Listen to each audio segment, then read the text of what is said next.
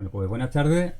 Son concretamente las 7 de la tarde del día 22 de noviembre y comenzamos otro nuevo capítulo de lo que sería nuestro Hispal entre amigos.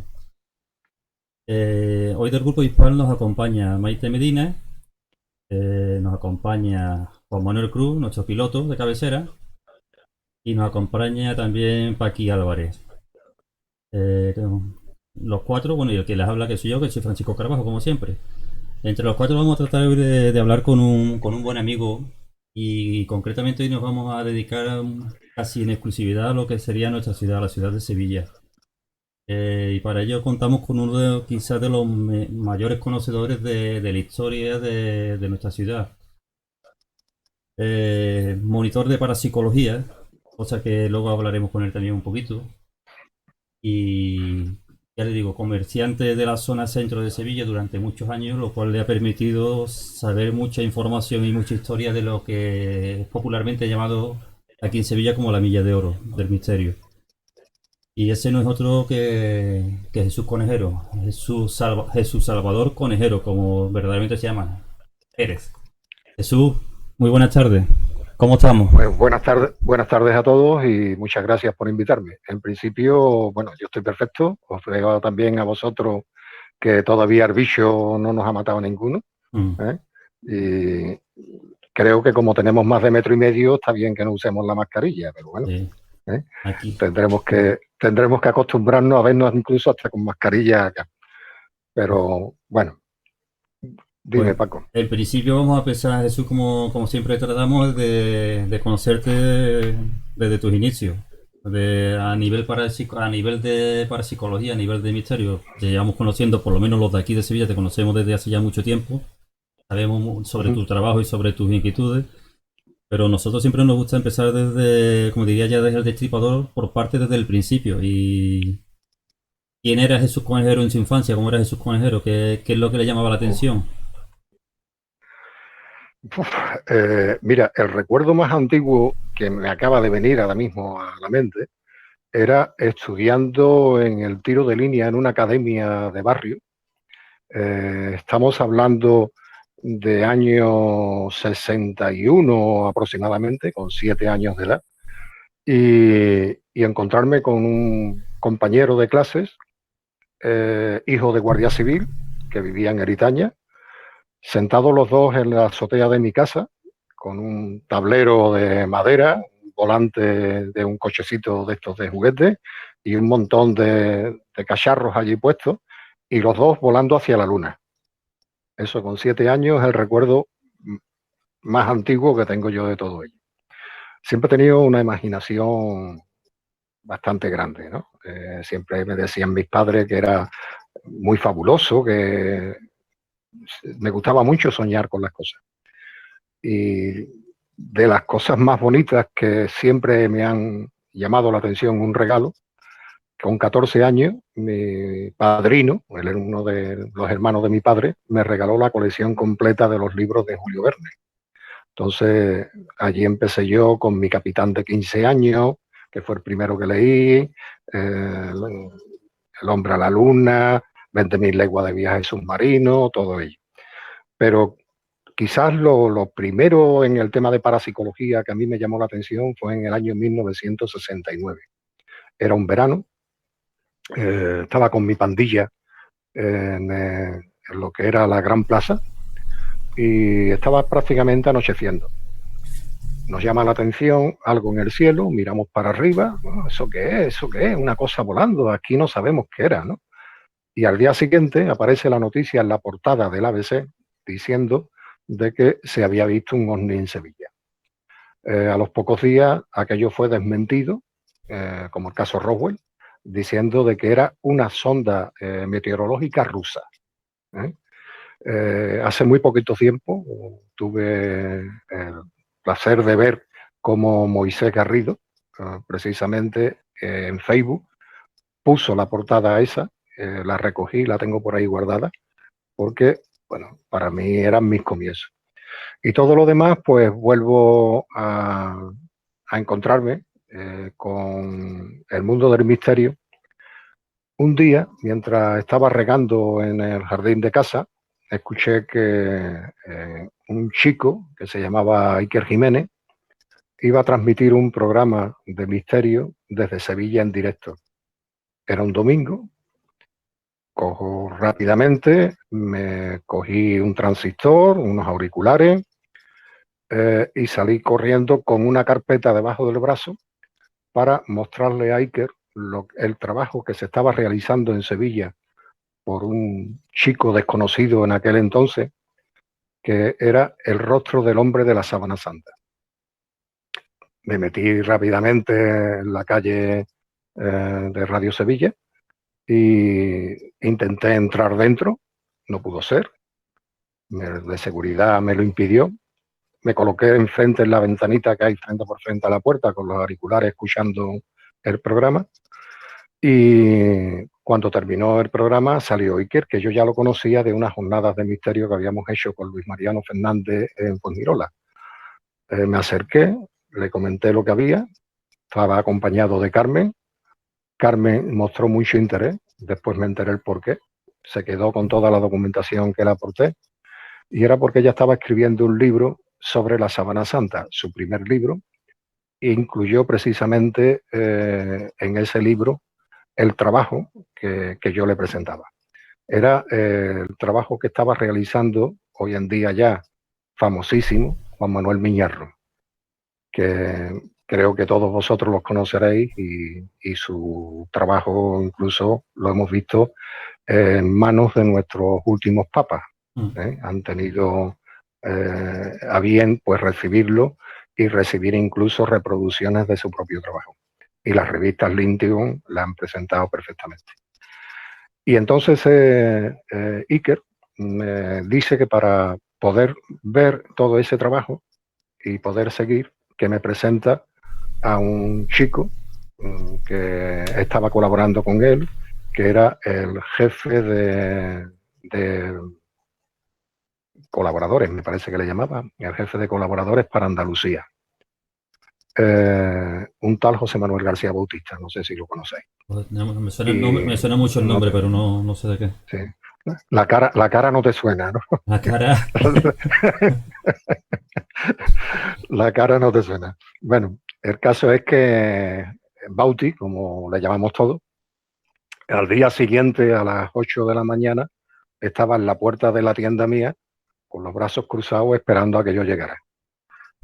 Ahí comienza la relación Bauti-Jesús y comienza pues a salir todo lo que habíamos estado haciendo, o sea, todo lo que después llega a oídos de todos, como eran el restaurante Vianda, Facultad de Bellas Artes, la Casa de la Loca, los 5 de la Riguela, en fin, de eso vamos a hablar poquito a poco, pero yo creo que Maite te quiere hacer más preguntas más personales, ¿verdad, Maite? Bueno, yo sí, yo quería preguntarte, Jesús, aparte de decirte que cuando me dijo Paco tu nombre, me encantó, porque en mi casa hay 2 Salvador y yo los quiero mucho. Entonces, pues yo qué sé, me gusta mucho tu nombre, me parece precioso. Yo te quería preguntar, ¿cuál fue tu primera experiencia paranormal? Bueno, el ver aquel ovni fue mi primera experiencia paranormal. Esa fue la primera. Ya después, bueno, yo me sitúo en un comercio frente por frente a la iglesia del Valle, a la puerta de la iglesia del Valle, y pues de allí empiezan a decirme la gente que pasaban cosas, que había cosas por allí. Y de lo primero que hice fue pues visitar la Facultad de Bellas Artes. Facultad de Bellas Artes, que me fui encontrando pues con ciertas anomalías y con ciertas vivencias muy raras. De hecho, incluso una vez fui acompañada de una medium sensitiva y ella misma allí notó cosas raras. Y esa, si no fue de las primeras, también fue, si no la primera, perdón, fue de las primeras. Juanma. Jesús, ¿tú crees que hay vida después de la vida? Vamos a ver. No sé, porque después, si tengo ocasión, te voy a comentar una cosa, pero nos vamos a contradecir en lo que te voy a decir. Yo considero que no somos el ombligo del universo. Nosotros estamos aquí para venir, morir y punto. Pero es muy contraproducente con lo que pasan algunas veces y con lo que hay. Yo siempre le digo a mis alumnos y alumnas que yo no creo en nada, ¿eh? El hecho de que haya vida después de la muerte o haya reencarnaciones o haya lo que sea, te puedo decir, por vivencias personales, después si hay tiempo te la cuento, algo debe de haber, pero no creo que haya vida. Creo que posiblemente parte de nuestra propia energía, parte de nuestro propio K o de nuestra propia esencia se queda por ahí y algo tiene que haber. Me refiero con ese alma, por llamarle de alguna manera.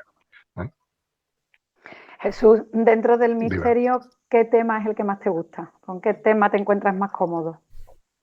La sábana santa. La sábana santa para mí es ¿Lo consideras un importantísimo. misterio? La sábana santa, por supuesto, por supuesto. O sea, es quizás el misterio más grande que hay ahora mismo por descubrir. O sea, cómo se ha formado esa imagen, si es verdadera o es falsa, si es realmente la imagen de Jesús de Nazaret. Tiene muchísimas cosas que todavía están pendientes de descubrirse. A lo mejor después nos encontramos con que una falsificación hecha, según las últimas teorías, pues con un cañón de rayos, de protones y de no sé cuánto, y bueno, y se ha podido hacer, pero de momento no tiene explicación. Jesús, yo cuando te he presentado he dicho que eres monitor de parapsicología. Y a mí la curiosidad que a mí me atrae qué tipo de personas se apuntan en ese tipo de curso y ¿tú qué crees que es lo que buscan cuando alguien se apunta a un curso de parapsicología? Bueno, te puedo decir que tengo alumnas que son cuatrirrepetidoras, o sea, ya llevan 4 años conmigo, ¿no? Y estoy muy contento además de tenerlas, ¿no? Pero quizás los talleres de distrito, como normalmente se conocen, están hechos pues para que las personas se distraigan, para que las personas salgan de casa, para que formen grupos de conocidos y de alguna manera de colaborar en los barrios, ¿no? Esa es la idea principal. ¿Por qué se apuntan al taller? Bueno, hay de todo. Algunos porque tienen ganas de saber algo y la inmensa mayoría, pues porque han visto algo, porque han sentido algo, porque son sensitivos. Es normal encontrarte con casi siempre mujeres, no sé por qué, porque este grupo, el que se le dan las clases, te puedo decir que el año pasado tuve 17 mujeres y un hombre, o sea, la proporción es bastante descompensada, y casi todas son sensitivas, casi todas han tenido una experiencia. Lo que pasa es que no te lo reconocen al principio. Ahí está la labor mía, el ir a poco buscándole cuáles son sus necesidades y al final pues terminan todas contando qué es lo que quieren, contando cuál ha sido su experiencia. Y procuro que no ser yo, sino que sean las demás las que le ayuden con los problemas que han tenido. Te puedo decir de que me he encontrado con personas que han sido atendidas psicológica y psiquiátricamente desde muy pequeña, porque su familia precisamente la trataban de loca. Personas que tenían, yo digo siempre la capacidad, o el don, como llaman otros, de ver seres desencarnados, de entablar conversaciones telepáticamente, en fin, algunos tipos de eso. Pero el hecho, como era lo normal que solía pasar antiguamente, de este chico que habla, este niño, este crío o cría, que habla con su amigo invisible y que ya por eso empiezan la familia a estigmatizarlo, le produce un trauma bastante grande a muchas personas que quizás con este tipo de taller algunas se logran por lo menos ver que no están locos y todo. Un cierto alivio. No es solo mi trabajo, es el trabajo de los compañeros de grupo, las que se ayudan de unos a otros. Yo digo, esa visión que tenemos siempre de alcohólicos anónimos, ¿vale? Pues nosotros somos parapsicólogos anónimos. Nos metemos todos en el grupo, todos empezamos a hablar y empezamos a hablar igual que los alcohólicos. Yo cuento mi historia, el otro la suya y al final todos vamos aprendiendo el uno del otro. Y yo el primero, por supuesto, que voy aprendiendo de todas ellas. Ahí está. Dime. Jesús, mira, bilocación, viajes astrales, telepatía, Mm. telequinesia. ¿Qué Entre todos los fenómenos que hay, que son muchísimos, ¿cuál te llama más la atención y cuál menos? ¿Cuál te crees y cuál no? Vamos a ver. No creer, no te diría que me creo todos, en principio, pero dudo mucho de las bilocaciones. Eso de que antiguamente sí había bilocaciones y hoy en día no hay datos de prácticamente ninguno, me hace dudar mucho. Esos santos y santas, perdón, que es que se me acaba de encoger la pierna y me ha dado un tirón. Por hablar más de los santos. Pero bueno, el tema es eso, o sea, que esas personas que iban a América estando aquí y que allí evangelizaban a la ciudad, a los pueblos, y a la vez estaban aquí rezando en una celda, la verdad, dudo mucho. No digo que no existan, dudo mucho. Y desde luego sí soy un seguidor bastante fuerte del tema de la telepatía. La telepatía, creo que tanto los rusos como los americanos, las agencias militares y todo ello han hecho muchos experimentos y están prácticamente casi demostrados. Jesús, no, voy yo, ¿no? No, perdón, sí me he equivocado. Antes, Jesús, nos comentaste que tu primera experiencia fue con un posible ovni, ¿no? ¿Cuál es tu punto de vista sobre los ovnis? Uf. ¿Qué crees que son seres de otro planeta? ¿Crees que puede haber algo más? Vamos a ver. En un porcentaje bastante alto, para mí creo que son objetos volantes fabricados por terrestres. Tecnología avanzada, experimentales, llamémosle reconstrucciones de aparatos caídos de extraterrestres que entrarían en ese porcentaje mínimo y que han llegado a poderse de fabricar. Es muy extraño, desde luego, el avance tan rápido últimamente de la tecnología. A raíz, por ejemplo, si vemos Roswell y a partir de esa fecha, como han empezado a salir rayos láser, fibra óptica, computadores, una cantidad muy grande de tecnología en muy poco tiempo y con una tecnología muy fuerte. Eso quiere decir que algo ha debido de haber.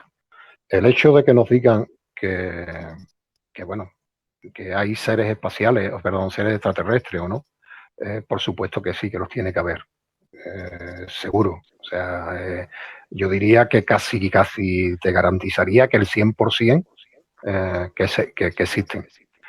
Que lleguen aquí a la Tierra, lo veo difícil. No te digo que no, pero lo veo muy difícil. Que han venido anteriormente, existen muchos datos, existen muchas pruebas. Incluso tenemos un libro de cuentos, que es la Biblia, en el cual hay cantidad inmensos de datos sobre ello.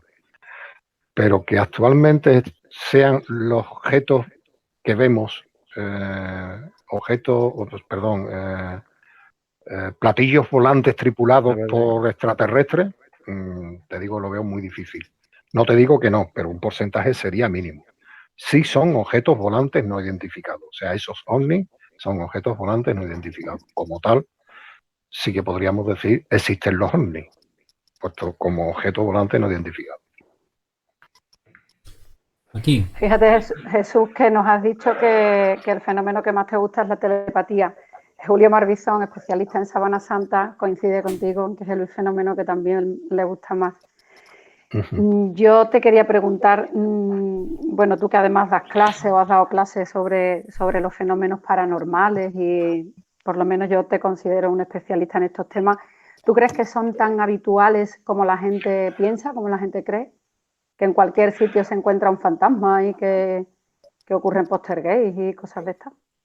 ¿Te refieres a la fenomenología de Sí. la parapsicología, no al tema de la telepatía en concreto? No, la telepatía es un apunte que de hecho que me llama la atención. Vale, Me refiero vale. a, pues no sé, que parece que los fenómenos Sí. paranormales, como poltergeist y bueno, fantasmas, son muy habituales, ¿no? Que la gente piensa que te Mira, lo encuentras por cualquier sitio.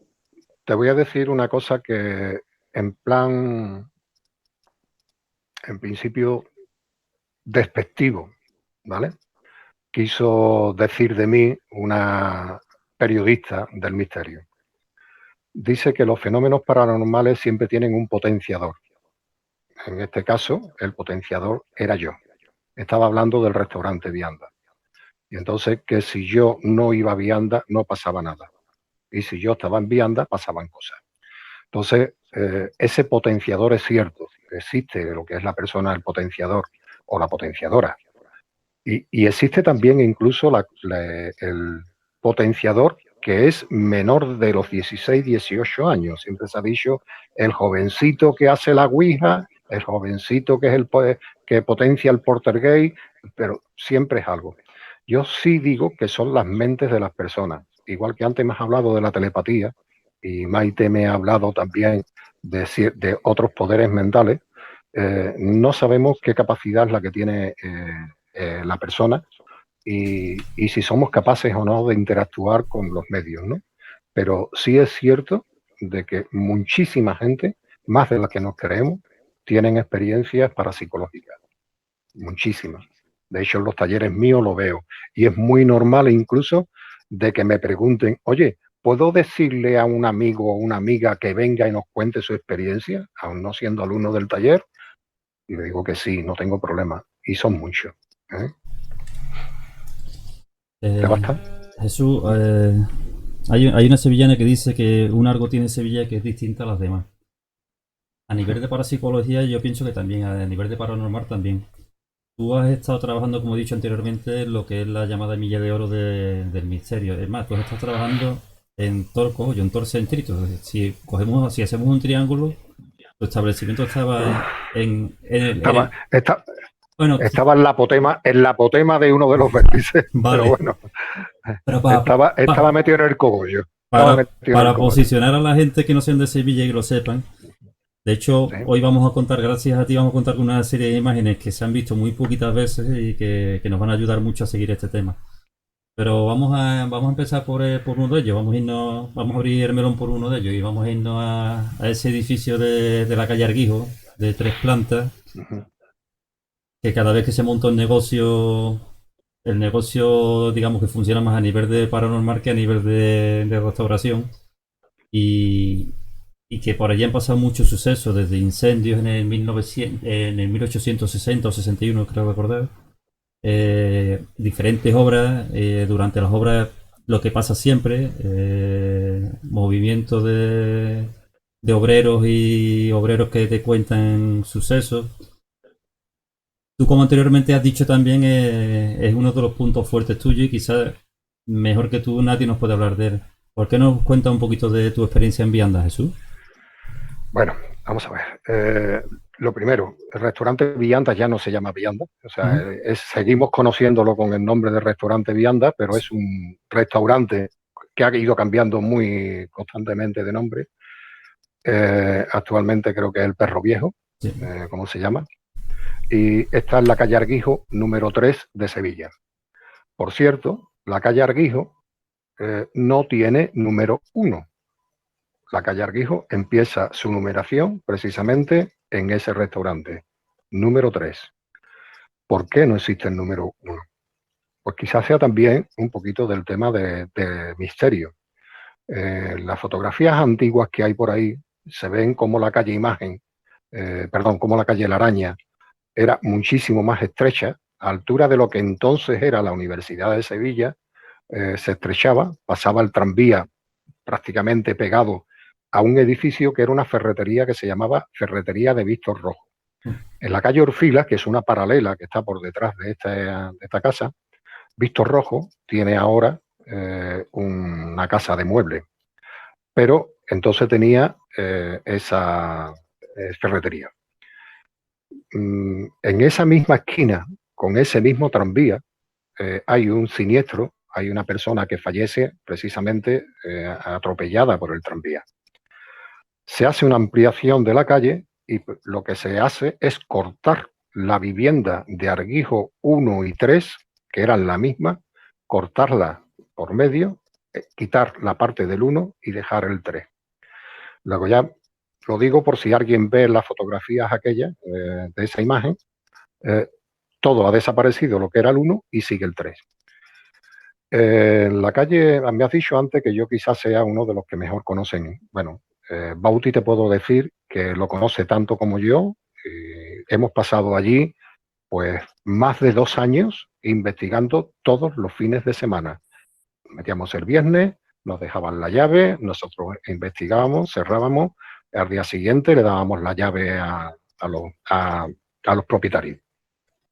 El restaurante Vianda, su historia comienza de una manera muy tonta, muy fácil. Abre el restaurante, Javier Pérez Parralo y ¿cómo se llamaba esta otra? Bueno, tenía una socia ella, él, y abren precisamente el restaurante. A los pocos días, quizás un par de semanas, yo tengo una costumbre que es que me gusta cambiar el desayuno. Yo no soy de los que comen todos los días lo mismo. Yo hoy como una cosa, mañana otra, pasa otra. Y lo que hacía era ir dando vueltas por todos los bares de toda la zona. Entonces, como este era nuevo, voy a ver cuál era su especialidad. Me presento allí, voy con un amigo, pedimos nuestro desayuno, no recuerdo cuál era, y empezamos a hablar del misterio, empezamos a hablar de cosas paranormales. Allí había una chica que estaba pasando de un lado hacia otro, pero yo veía que estaba pegando la oreja más de la cuenta. Pero bueno, como yo lo que estaba hablando no tenía importancia, me daba igual. Me voy a mi establecimiento y a poco de tiempo aparece una chica, Raquel Morcillo, era la gerente de ese establecimiento. Me pregunta por temas de papelería, era mi negocio, suministros a oficina, y me dice que si tenía unas bobinas, si tenía, no recuerdo exactamente qué es lo que era, sí recuerdo el tema de las bobinas para las máquinas, pero bueno. Y hablando, me dice, perdona, mira, es que he sido un poquitito imprudente porque he estado escuchando la conversación que tenía. ¿Tú sabes del tema del misterio? Digo, sí, bueno, sí, algo sí. Es que verás tú, ahí tenemos un problema. ¿Qué problema tiene? Que resulta que los trabajadores no quieren subir a la última planta porque dicen que ven un fantasma. Bueno, ese es el comienzo del Vianda. Ya, lógicamente, me pongo en contacto, voy allí, hablamos, me pongo en contacto con José y yo vamos, quedamos un día con el propietario, nos ponemos a almorzar Raquel, Javier Pérez Parralo, José y yo en un lugar que después con el tiempo descubrimos que dicen que de esa viga precisamente se ahorcó uno de los propietarios anteriores, perdón, el marido de una de las propietarias anterior del restaurante que había allí. Y bueno, y ahí empezamos ya con toda nuestra investigación. Javier nos da manga ancha, nos dice qué es lo que queramos, que podemos hacer lo que queramos allí, investigar, cerrar, abrir, lo que fuera. Eso pocas veces nos lo han hecho. Precisamente eso y la Facultad de Bellas Artes, que nos dijeron manga, carta abierta, carta blanca para todo. Y de ahí ya empezó todo. Ya se comunica, se escribe en Año Cero, se escribe en Más Allá, sale en Milenio 3. Milenio 3 hace su primera salida de los estudios del SER para venir a hacer un espectáculo público. Se les autoriza ocupar el sótano, la sala del sótano de lo que era Cajasol, la sede aquella. Dije que no había suficiente espacio. Tuve que pelear con muchísima gente para que tuviéramos preparado pues, el salón de arriba, lo que es el teatro completo, y logramos meter allí a 400 y pico de personas y un montón de gente en la calle. Eso le hace que a cierto periodista le den un onda como consecuencia de todo aquello que se habían empezado a hacer y el boom del misterio en la radio. Maite. Ya. Jesús, aparte de este fantasma que se veía en la planta alta, ¿qué otros fenómenos había?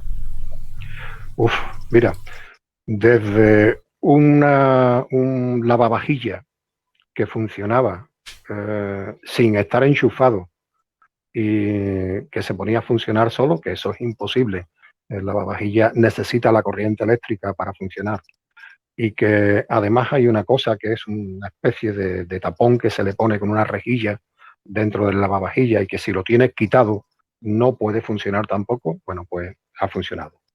Los aires acondicionados han saltado solo muchísimas veces.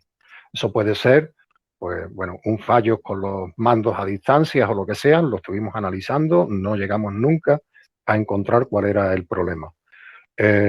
Los volumétricos que estaban instalados saltaban muchísimas veces. La empresa de seguridad llamaba al propietario, el propietario se presentaba allí y se encontraba con que no había habido nada, allí estaba todo cerrado, no había nadie dentro. Luego también algo fallaban en los volumétricos. Otra de las cosas que pasó fue que una hornilla de la cocina, con el gas cerrado completamente, era gas ciudad lo que había, pues saltó y salió ardiendo y gracias a que todavía estaban allí los cocineros pudieron apagarla con el extintor. Y después, como último ya, pues el clásico piano que funcionaba como si algo lo aporreara, ¿no? Y bueno, ya allí había de todo. Después se han hecho ouijas para ver qué es lo que había. Nos han dicho que a través de la ouija salía que era una chica que había muerto en un incendio. Como bien ha dicho Paco, se llegó a la fecha por través de la ouija y se comprobó en la hemeroteca municipal que era cierto que había habido un incendio en aquella época y que había fallecido una chica. No sabemos si allí lo que había eran fantasmas, si eran poltergeist, si eran... porque había tal aglomeración de sucesos que todo aquello no llegamos nunca a comprender. ¿Se sacó alguna psicofonía? Sí, precisamente me has leído la mente. Estaba ahora mismo acordándome de, por entonces, una desconocida, hoy en día ya, bueno, una desconocida dentro de nuestro mundillo, ¿no? Era una chica que se llama Clara Tahoces, la conocemos ya todos, ¿no? Clara se presentó en la tienda, venía para investigar con un compañero que hoy también lo conocemos, entonces no tenía tampoco mucho nombre dentro de esto, que era Nacho Are. Los dos se presentaron allí, fue la que graba una psicofonía con los niños llamando y graba una que a ella una vez que termina la grabación coge el AVE y se va para Madrid y estando en el mismo AVE va escuchando la grabadora. La grabadora iba escuchándola, sí, pero es que las grabaciones no en concreto, porque la grabadora tiene mucho tiempo que no tiene nada y de buena primera salta algo. Y claro, ese vacío de la grabación y de buenas a primeras escucha, Clara. Dice Nacho que pegó un salto, Clara, que se subió prácticamente en los portaequipajes, ¿no? Ella consiguió eso, consiguió lo de a dormir, ¿no? Creo que era. En fin, hay una serie de psicofonías suyas que las ha puesto ella en infinidad de ocasiones. Incluso creo que la tuvo puesta mucho tiempo en su propia página web. Después todos hemos escuchado muchas psicofonías de allí, incluso algunas tinajeras, algunas falsificadas para no sé para qué sentido tenían. Jesús, tengo entendido que conforme va subiendo a las plantas, se van, o sea, van aumentando los fenómenos. ¿A qué crees O que se quizás al puede, revés, ¿no? o O quizás al quizás revés, al ¿no? revés, que cuando va bajando el fenómeno. No, pero También, no es tampoco muy cierto. Lo que sí es vale. verdad que los fenómenos se repetían con más asiduidad en la última planta. Es que Vianda es que ha tenido varios procesos a la hora de explicar. Yo, como aparejador que soy, para mí existe la planta baja, la primera y la segunda. Eso de llamar planta 1, planta 2, planta 3 es una manera no correcta de llamar al edificio, ¿no? Entonces, todo el mundo habla de la planta 3, o mucha gente habla de la planta 3 y cuando llegan allí miran y no existe la planta 3. Entonces, la segunda planta es donde se origina la fenomenología y por lo que me llaman a mí, que era donde estaban los vestuarios, tanto masculinos como femeninos. Sí, la aparición. Y, y la aparición se realiza sobre todo en el vestuario de las mujeres. Era donde se da más fuerte. Está el clásico espejito, que todos hemos oído hablar de él, que muchos lo hemos visto, que lo logramos poner en exposiciones. En una exposición de OPAR, creo, de José Manuel García Bautista, lo coloca él. Es mío, lo tiene él. Y bueno, es como si fuera suyo, o sea que no tengo ningún problema. Y entonces allí es donde van sucediendo. Pero allí es donde se ven las presencias. Sin embargo, el cambio en las mesas, el cambio de posicionamiento de los objetos en las mesas, pues sucede más en en la primera. Y después los fenómenos más raros, como eran que funcionaba el lavavajillas, que la hornilla saliera ardiendo, ese tipo de fenómenos se dan en la baja. Pero podríamos decir son 3 tipos de fenómenos distintos que se dan en las 3 plantas que hay. Pero no porque uno sea más fuerte que otro, sino simplemente eso. De hecho, es que también en la tercera planta era donde menos tiempo estaban. Pero claro, tú imagínate que tú te estás cambiando de ropa, miras un espejo y ves una persona. Tú miras para el lado creyendo que en un pasillo está entrando alguien, pues tú, sobre todo las chicas, ¿no? Que estaban cambiándose de ropa, poniéndose la ropa de trabajo y claro, están desnudándose. Si ven una persona, pues rápidamente miran para proteger un poco que no la vean, ¿no? Bueno, y no venga nadie. Entonces, ese contraste es el que a ellas les llama. Y aquello todo eran presencias. Ahora mismo estoy recordando un tema que sucedió con un amigo común también, Luis Mariano Fernández, que creo que lo conocéis todo también, ¿no? A Luis. Sí. Luis estaba con Bauti grabando para mis enigmas favoritos con un cámara y están grabando ellos dos hablando y el cámara puesto detrás. Actualmente, o antiguamente existían unos suelos de pavés, que en algunas fotografías que habéis visto se ven unos pavés de cristal. Entonces, hoy en día son un ojo de patio. Tú entras abajo en la planta baja y ves que hay un patio que llega hasta arriba del todo. Entonces, en ese suelo estaban ellos situados. Estaban frente a la habitación 7 y 8. Van hablando los dos, va el cámara, yo voy detrás del cámara también, y de buenas a primeras observamos, cosa que está captada también por la cámara, cómo de la habitación 8 a la habitación 7 pasa una sombra. Por detrás hay unas ventanas que dan a un patio. Pensábamos que era alguien que estaba en el patio y que se habían visto a través de las ventanas.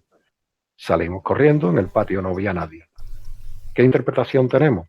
Pues simplemente algo, una sombra que pasó de la 8 a la 7 por un tabique por medio. Ese tipo de fenómenos es lo que se daban allí.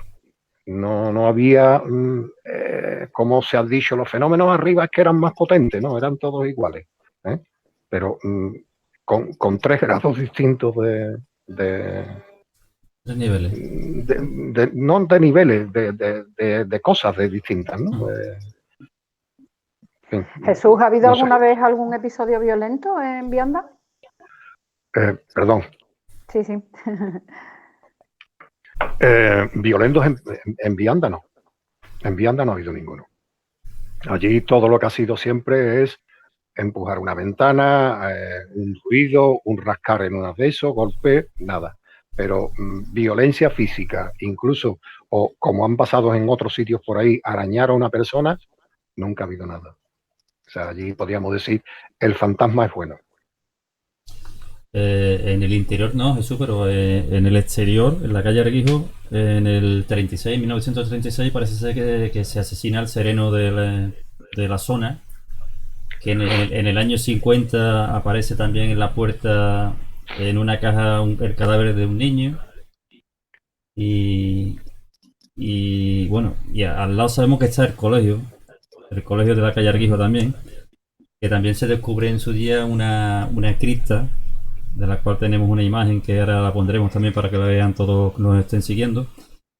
Aparece esa cripta. ¿Esa cripta es del colegio o es de viandas en sí?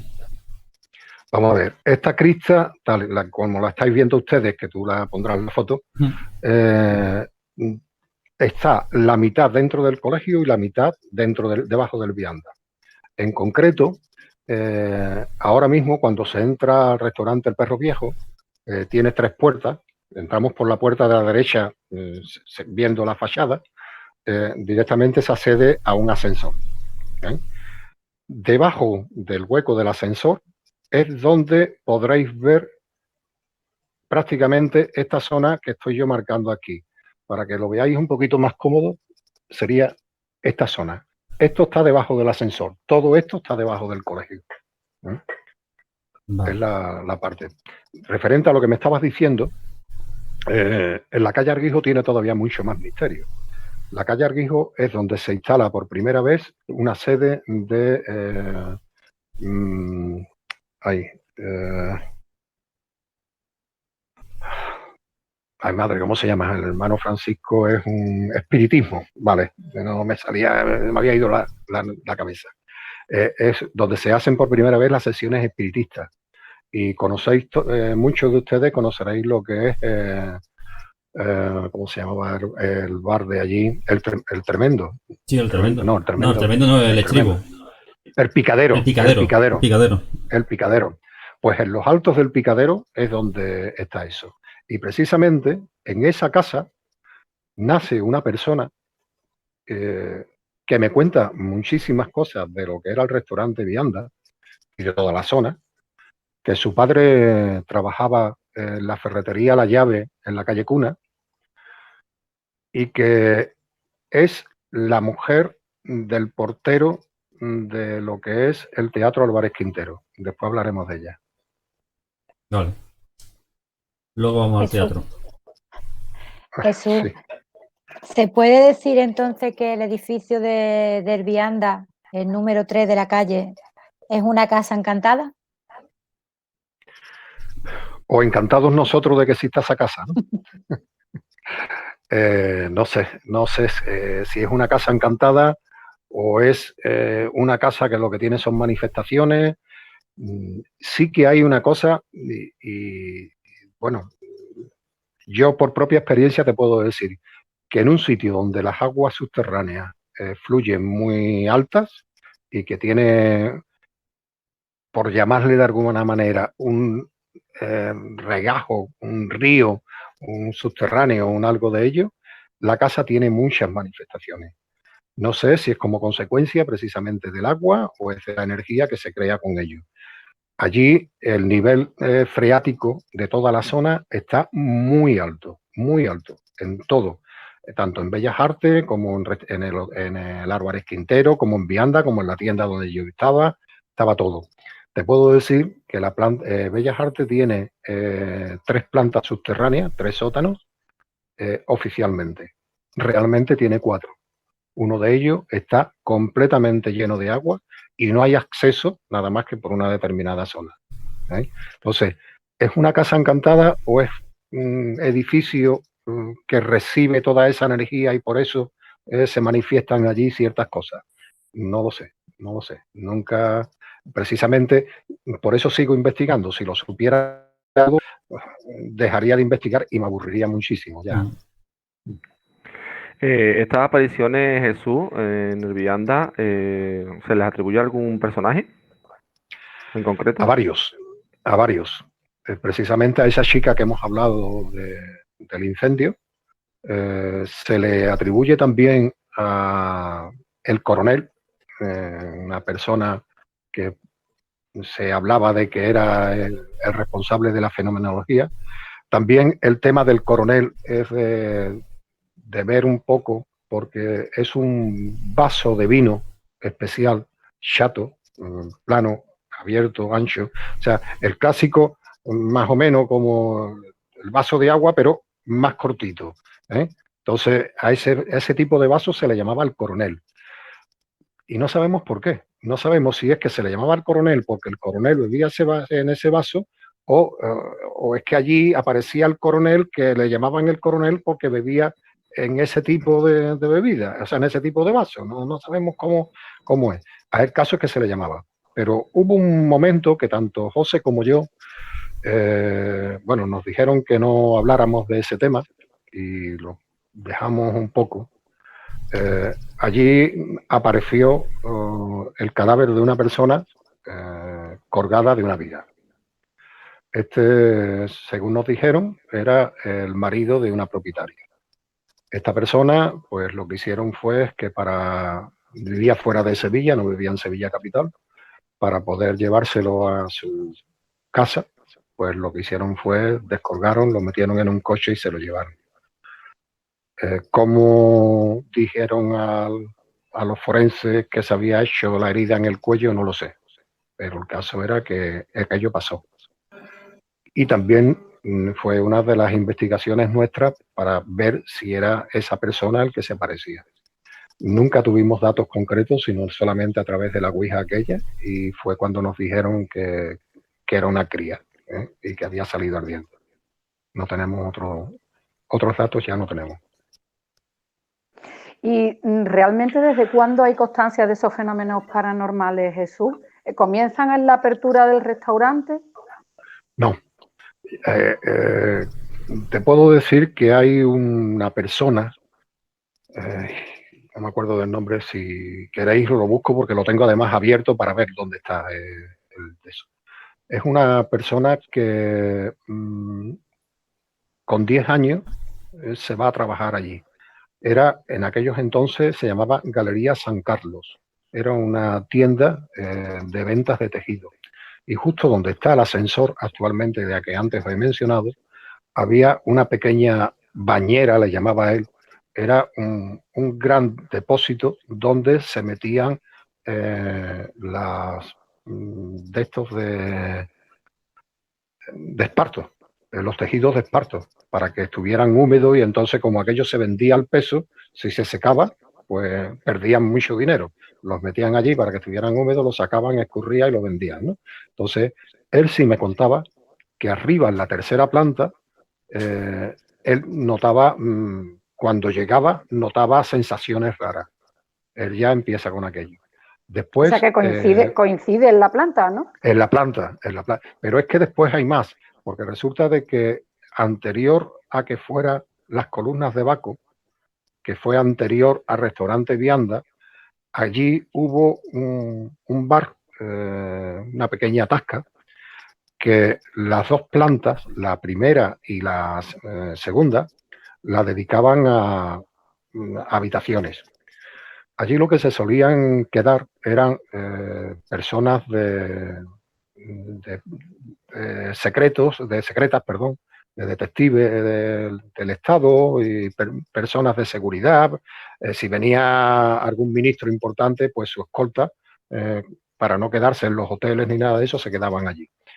Y otra parte importante eran los estudiantes de Bellas Artes. Los estudiantes de Bellas Artes lo que hacían era que tenían allí su residencia y se quedaban. Sí te puedo decir que, dicho por estudiantes que yo los conozco y que ya entonces los conocía y los sabía que se hacían, allí se llegaron a hacer muchas sesiones de espiritismo y muchísimas ouijas. Entonces, se ha dicho incluso en algún momento por mí, equivocadamente al utilizar la palabra, que se habían hecho sesiones de brujería, ¿vale? Sesiones de brujería. Fue un error que cometí precisamente en localía, que lo rectifiqué después en el día siguiente, pero bueno, por si alguien lo escucha por ahí, sesiones de brujería no se han hecho.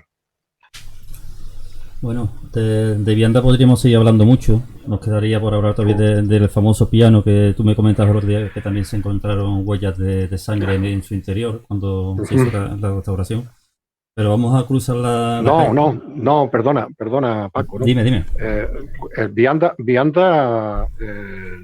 llega a mal término. Resulta de que empiezan a tener problemas económicos, en fin. El propietario se tiene que quitar de en medio por las deudas que tenía contraídas y un día determinado, pues aquello se cierra y el piano desaparece. No que se fume, sino que desaparece. No logramos saber de dónde está y hay un afinador de piano y restaurador de piano que se pone en contacto con nosotros, te digo nosotros, Grupo José Manuel García Bautista y lo que en aquellos entonces nos llamábamos Misterios Sevillanos, ¿no? Que se ponen en contacto para decirnos que tienen el piano en su casa, de que el piano tiene unas grabaciones en las maderas internas muy raras, que no son normal para la constitución del piano, que normalmente se le ponen marcas para ver dónde hay que montarlo, y tenía manchas de sangre por dentro. Entonces, no sabemos si cuando estaba en viandas tenía esas manchas se le originan en el traslado, no lo sabemos. El caso es de que es el propio restaurador el que no hay. Y tenemos la fotografía, o sea, tengo las fotografías porque nos las mandó él. Pero no fue en el proceso del vianda. Vale, pues lo dicho, dejamos vianda de momento. Y nos vamos a cruzar la pequeña calle Arguijo y vamos a ir a lo que era el antiguo Teatro Álvarez Quintero, hoy día sede de la Fundación Cajasol. No. Bueno, fue sede de la Fundación Cajasol, pues, hoy día ya pertenecerá al nuevo grupo bancario. No sé qué nombre le tendrán puesto últimamente ya. No. Vamos a ver, eso es propiedad del ayuntamiento, de Sevilla. ¿Hoy día? Bueno, siempre. Eso fue el Teatro Álvarez Quintero. El Teatro Álvarez Quintero lo compra el Banco Exterior de España. ¿Sí? El Banco Exterior de España en el año 78, creo recordar, no, perdón, 84, creo recordar, más o menos, pues ya estaba yo allí, se cierra el teatro. Entonces lo compran el Banco Exterior de España, el ayuntamiento en el año 92 permuta ese teatro y unos solares en Triana a los propietarios por otros terrenos y se queda como propietario. En el año 94, convoca un concurso público para hacerse con el teatro. Lo ofrece el Monte se ofrece con ello y por un valor de 180 y tantos, unos 30 millones aproximadamente de pesetas al año y una concesión de 25 años. Este año, 2020, el Monte ha rechazado el seguir con el teatro, que se abrió en el 98, argumenta motivos económicos y ha pasado de nuevo a manos del ayuntamiento. Ellos tienen allí ahora mismo una sala de cultura, del ICA, y lo que tienen allí son representaciones y cosas. No hay nada, porque no se está haciendo nada ahora mismo en el tema cultural, ¿no? Está claro. Pero es propiedad del Ayuntamiento de Sevilla. Bueno, pues volvemos al sitio, ya que me ha justificado, bien hecho, para no equivocar al personal. Y en la década de los 80, como tú bien decías anteriormente, se cierra, empieza a haber una serie de obras y vuelve a suceder más o menos lo mismo que pasa en Vianda. Los operarios se quejan de que desaparece material de la obra. Suceden cosas anómalas y ahí se nos habla de una misteriosa dama. ¿Qué nos puede contar tú de esta misteriosa dama, Jesús? Te voy a contar ante otras cosas y la dama la vamos a dejar un poquito para el final. El edificio, de hecho te he mandado dos fotografías ahora. Sí, una viene rotulada. Una viene rotulada como Teatro Álvarez Quintero y otra viene rotulada como Fundación El Monte, Cajasol, ¿vale? Quiere decir, ¿qué es lo que quiero decirte con esa fotografía? Bueno, pues que se ha mantenido la fachada del edificio, pero no solo la fachada, se ha mantenido todo el primer bloque. Son unas 2, 3 crujías completas. Allí había una serie de oficinas, entre ellos, pues, Seguros Ocaso, la Fundación Cajasol puso allí las oficinas suyas, en fin, todo ese bloque se mantiene siempre. Pero lo que era la parte del escenario, la parte del público, la parte de todo ello, se tira al completo. Todo ello se tira. Entonces se queda el bloque con vistas hacia un solar completo, que es hoy donde está el escenario y el graderío del teatro. Pero todo aquello se queda. Y allí, como se va la Fundación El Monte, pues colocan unos equipos de seguridad. Estos equipos de seguridad graban algunas cosas raras. Cosas muy raras, no raras, cosas muy raras. Y allí hay un suceso que tiene lugar precisamente, uno de los guardas de seguridad haciendo su ronda, se asoma a lo que sería el hueco del edificio y como se había reído de esa fantasma que tú has mencionado anteriormente, pues según palabras de él, alguien lo empuja, cae al vacío y al empujarle le dice: no volverás hasta que esto no se abra.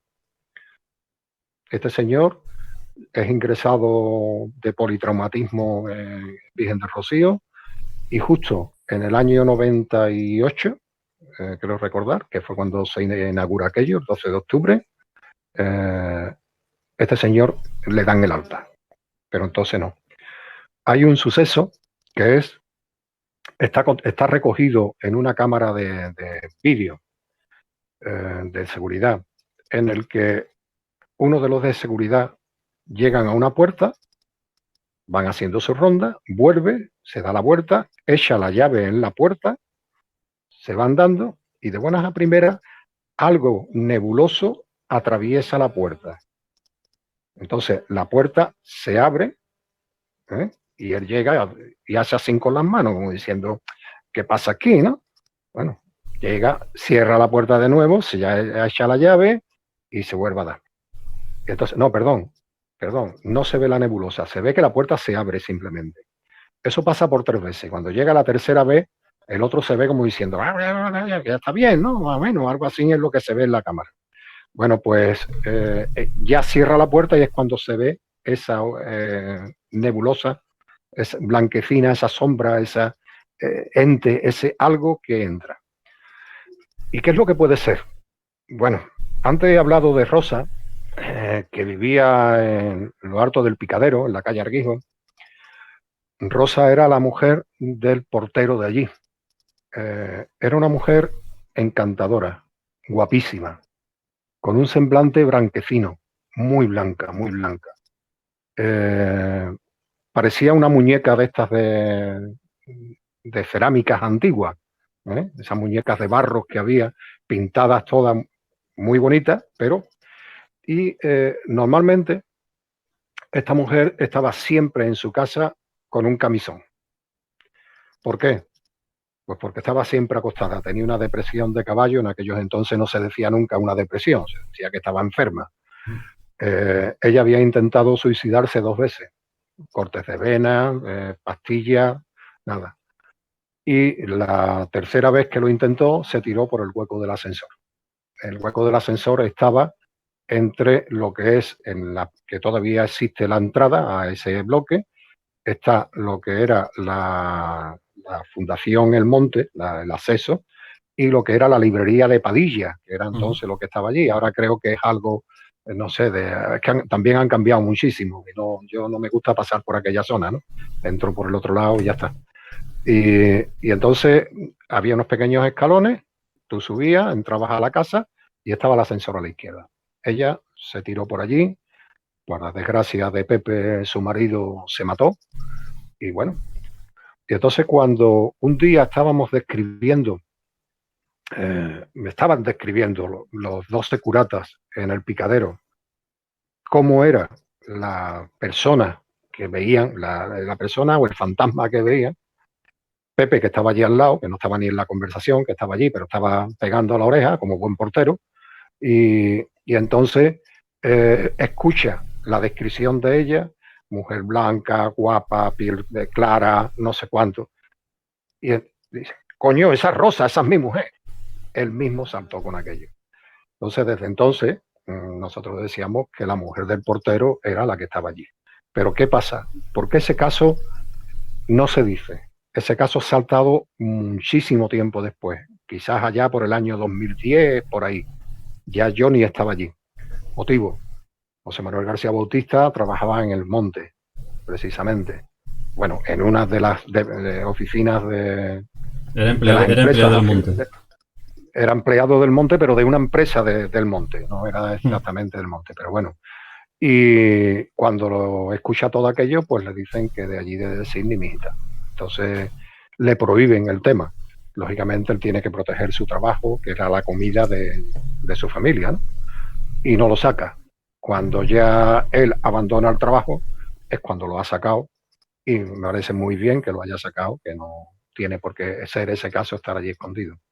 De hecho, te puedo decir que por noticias de personal del ICA actual, allí se sigue viendo la figura de una mujer. No me dicen más nada, ni yo he dicho léete, sino simplemente déjate que ya pasará lo que sea, y cuando estén funcionando el ICA definitivamente allí, o quien corresponda, pues tendremos nuevas noticias. Estaba yo pensando que para estar tan cerca el vianda del teatro, los fenómenos son súper distintos, son muy diferentes los que hay uno de otro. Lo único que quizás se repita es el patrón del fantasma, ¿no? De que venga de una figura, porque en el vianda no había violencia, sin embargo, aquí en el teatro sí la hay, ¿no? Sí ha habido. Sí la ha habido. ¿Cuántos fantasmas conocidos, bueno, que se conozcan, que se diferencien, existen en lo que es en el centro, en lo que es en aquella zona? Está el coronel, está esta señora. ¿Hay algún otro fantasma por aquella zona que se identifique de alguna manera? La Ceci. No sé si, pero La Ceci. con esa vamos luego, ¿no? Con esa vamos luego. Si tú quieres, si no. Sí, hombre, pero sí, claro, por favor, la vamos a dejar para lo último. Bueno, la Ceci y alguien más, ¿no? Aparte de la Ceci. La Ceci y alguien sí, más. pero que dice alguien conocido. Ah, vale. Tenemos también Santiago, tenemos, Exacto. en fin, hay algunos nombres más, pero de personas conocidas, por decir así como tú me has dicho, creo que te querías referir directamente a eso, era eso, la Ceci, que bueno, después decimos quién es la Ceci.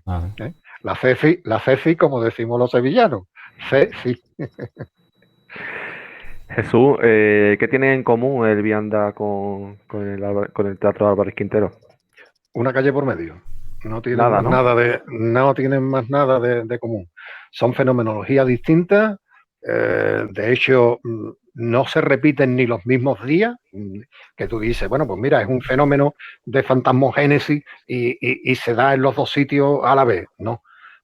Nosotros hemos llegado a estar en restaurante vianda y la seguridad de enfrente viéndonos con la puerta abierta, allí tranquilamente con sus cámaras.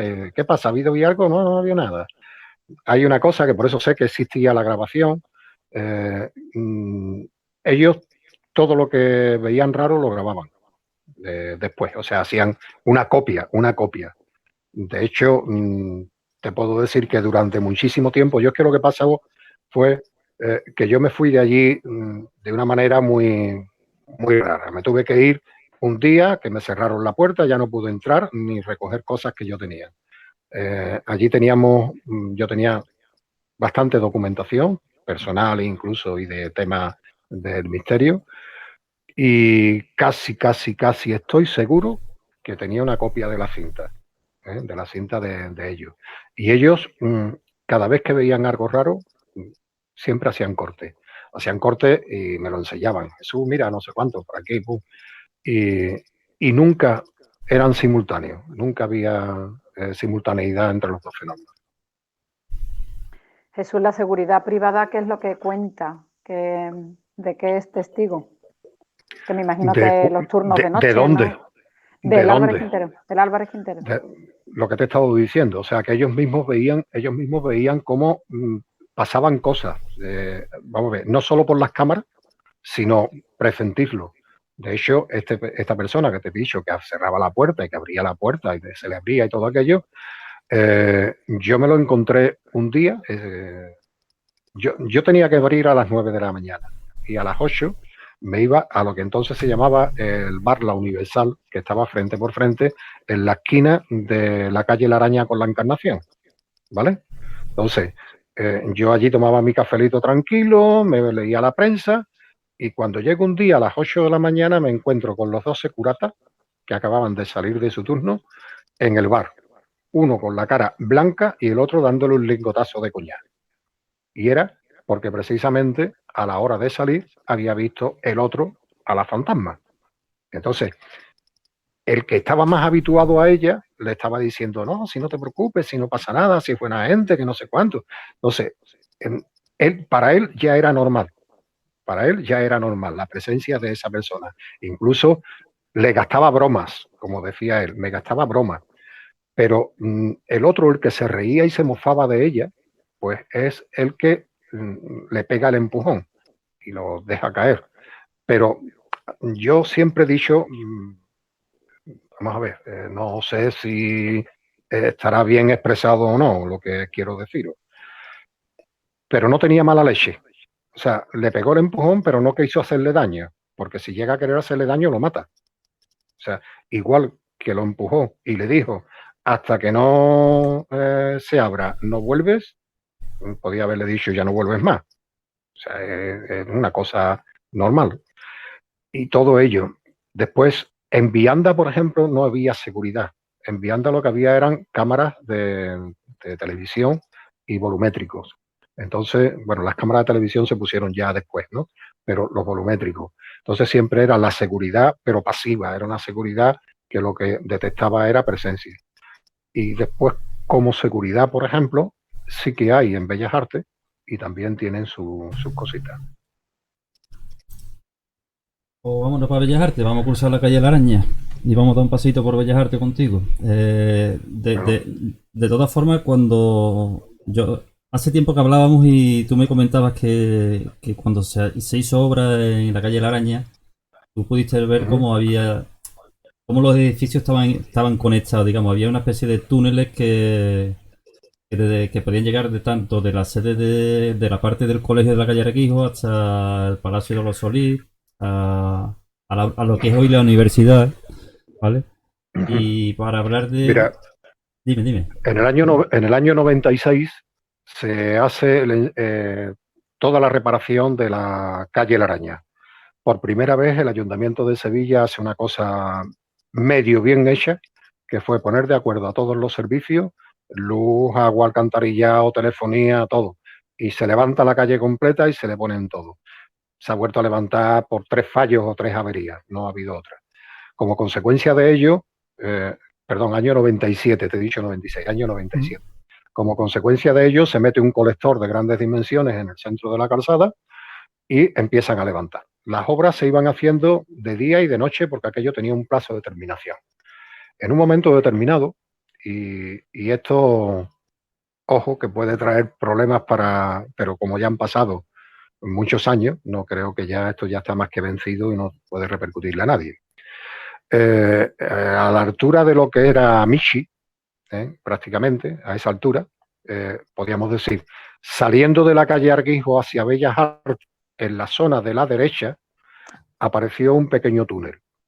Pequeño túnel que no se sabía si era un aljibe, si era un túnel, si era algo. Simplemente que era una construcción abovedada de ladrillo y que pasaba dirección fachada de Amici hacia la casa de los Solís, ¿vale? Entonces aquello, bueno, como la calle tenía una fecha de terminación y había que terminarla, la empresa decide que por la noche se van a llevar un montón de camiones de hormigón y se van a verter dentro de aquello. Y Entonces se vámonos vertieron, que nos vamos, ¿no? se vertieron los camiones de hormigón, se tapó todo aquello. Bueno, primero se metió la zona del colector por donde tenían que estar y se taparon aquellos, quedó tapado. ¿Se puede abrir? Sí. De hecho, antes te he puesto una fotografía que era de vianda. Sí. Si veis aquí, hay la boca, lo muestro aquí Sí. para que lo podamos ver. Aquí hay la boca de un túnel que está ahí. Cuando José y yo pedimos autorización para visitar ese túnel, o sea, esa crista de vianda, nos dijeron que no. Te puedo decir que la entrada de este túnel se ha cerrado y está tabicada para que no se puedan acceder por allí. ¿Cuál es el motivo de quererlo tapar? No lo sé, pero se ha tapado. Se ha tapado. Y por ahí se llegaría, aparte de lo que es esa galería que uniría a los dos. El por qué existe esa galería también está muy claro. Los propietarios del colegio de la calle Arguijo eran precisamente los Solís. Entonces ellos lo tenían para comunicar su casa, vivienda. sus dos casas por medio, no tener que salir a la calle, sino pasaban por allí dentro. Y bueno, como tú dices, vámonos a Bellas Artes. Vámonos a Bellas Artes. Bellas Artes, Vámonos. que hablamos de un edificio que pertenece a la Universidad de Sevilla desde el año 1970, pero que curiosamente anteriormente, desde 1550 hasta 1767, fue fundación fue sede de la Compañía de los Jesuitas. Que solamente hoy queda lo que sería la iglesia de la Anunciación. Justamente debajo de la iglesia de la Anunciación tendremos lo que es el Panteón de los Bueno, Sevillanos Ilustres. queda también el claustro. Lo único que tenemos son dos pilares de más que lo que tenía el claustro, y queda el artesonado precisamente de la escalera que hay según se va entrando desde la calle. Al final, frente por frente, se ve una zona de edificio. Arriba ese artesonado es todavía también de la Compañía de Jesús. Vale. Lo único que ha quedado. Ahí, Perdón. Y otra cosa, y una puerta que da a la calle Compañía. vale. Ahí vemos una fotografía que tú nos tienes puesta, que ahora la colocaré yo también, donde se ve a José Manuel García Bautista, que hoy está siendo protagonista de invitado especial también, de lujo.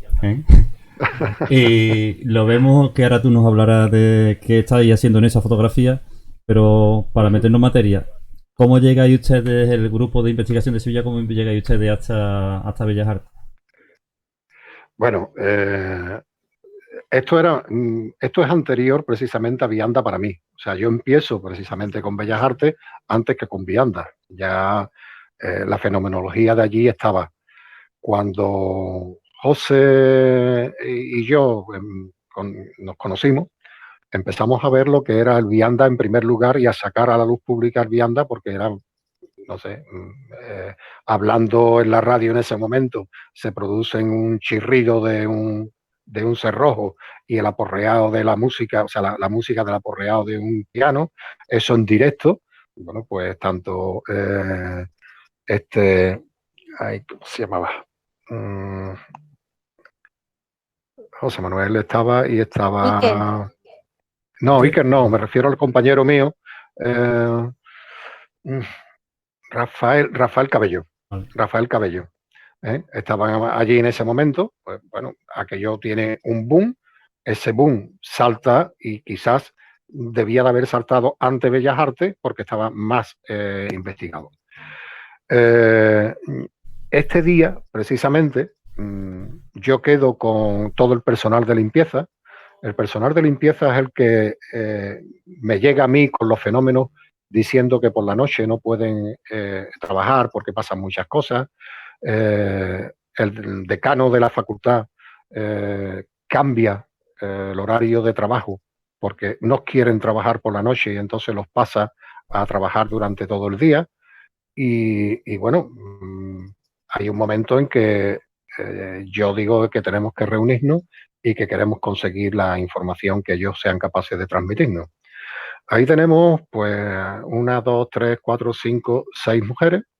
Entre ellos está esta de aquí en primer lugar a la izquierda, que era Carmen Abad. Carmen Abad, después como mujer la tercera era Ana, y tenemos a Macarena, que está allí, que es la quinta mujer, que es la que está casi de frente. Eran tres hermanas que trabajaban allí, tres hermanas que después con el tiempo descubrí que eran sensitivas, o sea, eran personas que tenían ciertas capacidades y por eso son las que más veían y las que más sentían todo aquello. Después estaba el marido de Carmen, que también trabajaba allí, y quedamos entonces ese día para que José recogiera todos los datos que ellas le fueran dando. En ese momento, en una de las fotos, que yo soy el autor de ella, y por eso no estoy yo en la foto, y saco a José tomando nota. Ahí tenemos a Manolo, no, ¿cómo se llamaba este? Perdona porque me he tomado un nombre. A Luis, a Luis.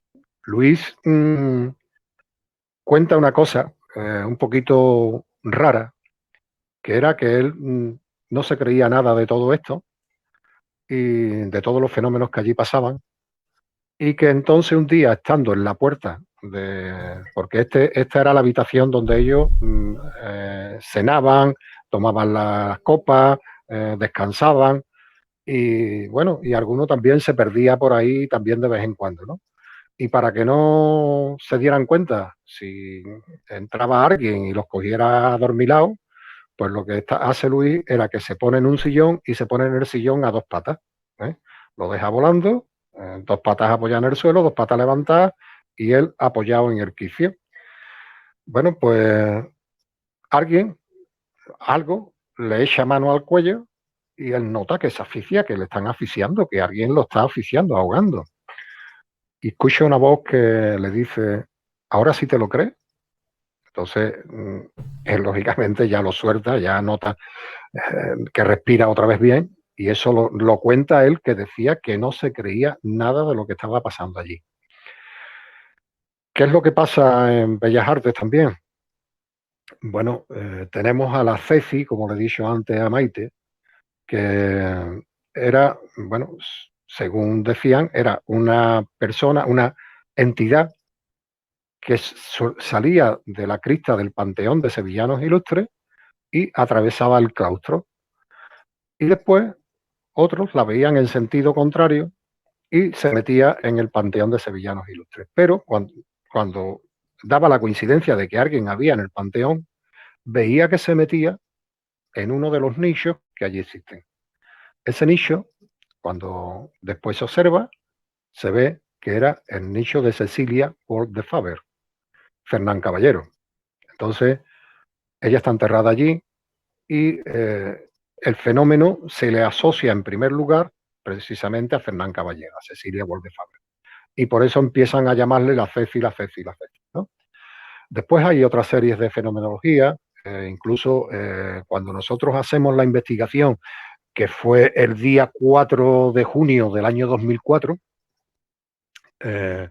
nosotros pedimos la autorización la primera vez que una universidad da autorización para investigar los fenómenos paranormales. O sea, es dicho así, que además está contemplado en el escrito de respuesta que nos autorizan a investigar los fenómenos paranormales que se dan en la facultad. Con ello estaban recogiendo implícitamente y sin decirlo claro la existencia de esa fenomenología allí dentro. Hay en lo alto del claustro hay un momento en que hay dos mujeres, Leo y Silvia, no, Silvia no. Sí, Silda, no, voy a llamarle Silvia, no era Silvia, era otro nombre, no recuerdo el nombre, que están las dos juntas en el claustro, la parte alta, mirando hacia el patio de abajo y ven como una luz se le acerca. Nosotros que teníamos los equipos de walkie todos conectados, pues avisa a José de que están chillando, de que no sé cuánto, bueno, y cada uno sale de un sitio corriendo para allá. Y prácticamente todos nos reunimos en el patio. Cuando vimos que estaban arriba, eran ellas dos, acudimos corriendo, cada uno también por donde pudimos. Pero claro, al correr cada uno por un sitio, nadie pudo correr desde el patio para afuera sin que nosotros lo viéramos. Quiere decir que todos los caminos los habíamos tapado. En ese día también nos da la coincidencia, a raíz de todo esto, de que nosotros pasamos por el despacho del decano. El despacho del decano, no había nadie dentro. Bueno, pues se encendieron las luces y vimos como una fotocopiadora, te digo, una fotocopiadora, porque la fotocopiadora da una luz muy especial. La fotocopiadora te da una luz que va pasando y tú estás viendo la luz en el techo que se está moviendo. Entonces, no era una luz como la que yo tengo delante mía ahora mismo, una luz fija, sino que es una luz que se pasa. Era la luz de la fotocopiadora. Las fotocopiadoras se desconectaban todas en la planta baja. Entonces, arriba no podía tener corriente. Funcionó. Cuando pasábamos por allí, los equipos de grabación,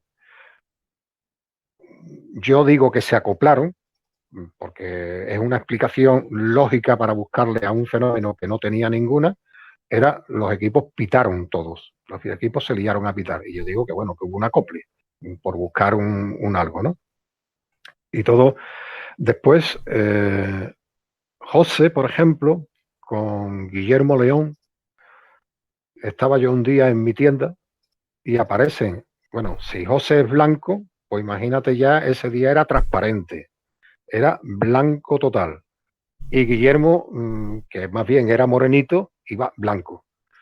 Iban los dos con una videocámara que habían bajado para hacer un total del Panteón, y están hablando y de buenas a primeras se ve, fue la primera vez que José empleó la palabra moquete, ve un moquete que sobrevuela el Panteón de Sevillanos Ilustres. Son arcos ojivales, arcos que no son de herradura, están un poco picados. Bueno, pues se ve que pasa a través del arco, o sea, por delante del arco, algo volando como si fuera una gasa con forma de cabeza, hombros y parte de torso. Allí pasa algo así y se mete. Eso se ve en una cámara Night Shot, en visión nocturna, con unas sombrecitas, unas sombras verdecitas.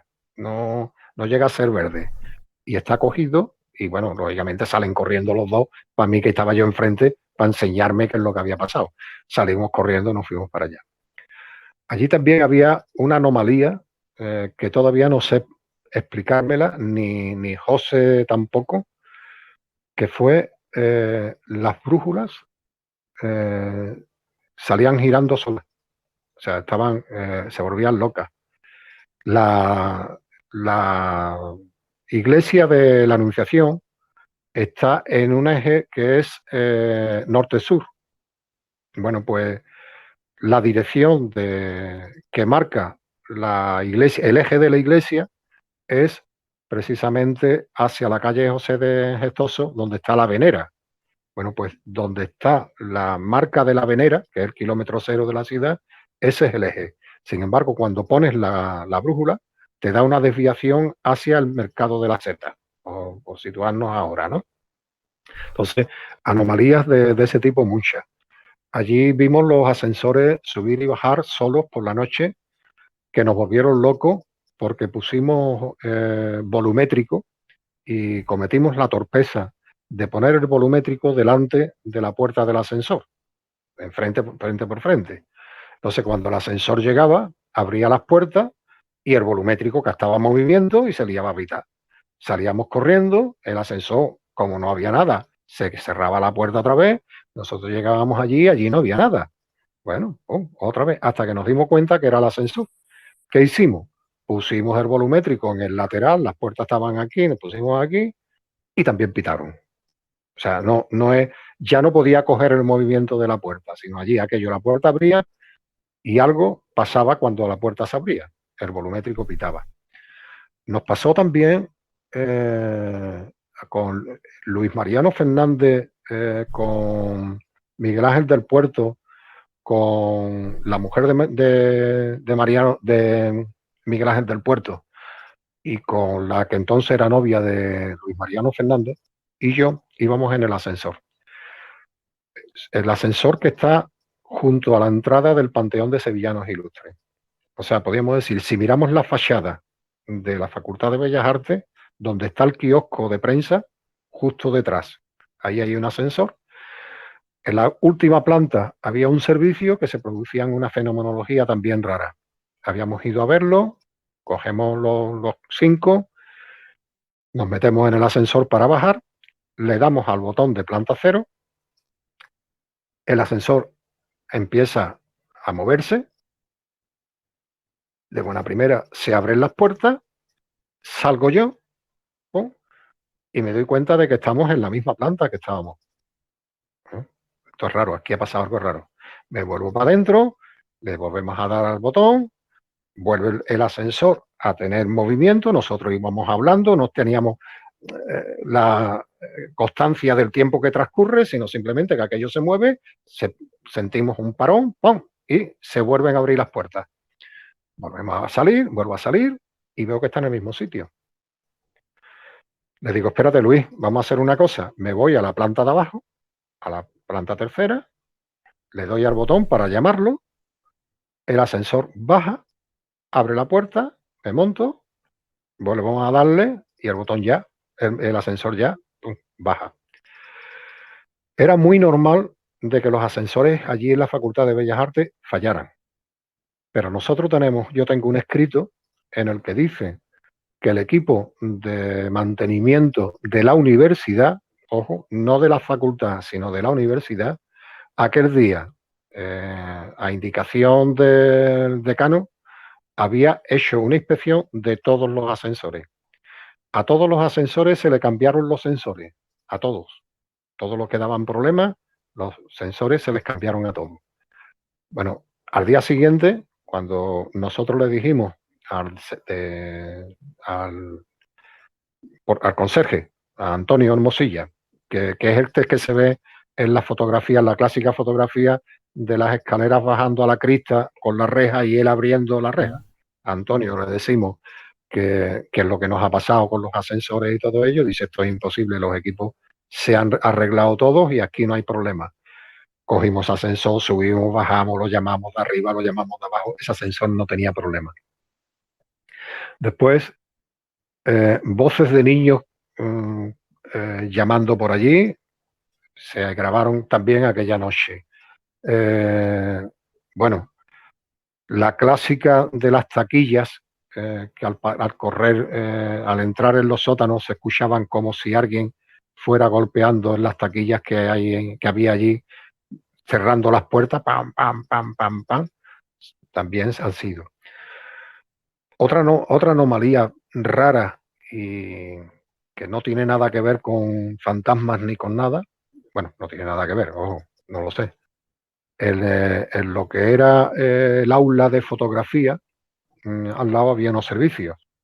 Los servicios tenían unos secadores de mano, de estos que metían la mano y tú pulsabas y te daba el chorro de aire caliente. Bueno, pues las limpiadoras, los secadores de mano empezaron a funcionar estando todos desenchufados. O sea, sin tener corriente, el secador empezaba a echar aire.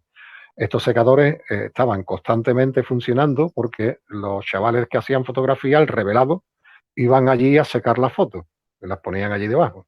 Bueno, pues teniendo las de estos quitadas, funcionaron. O sea, que allí ha habido de todo.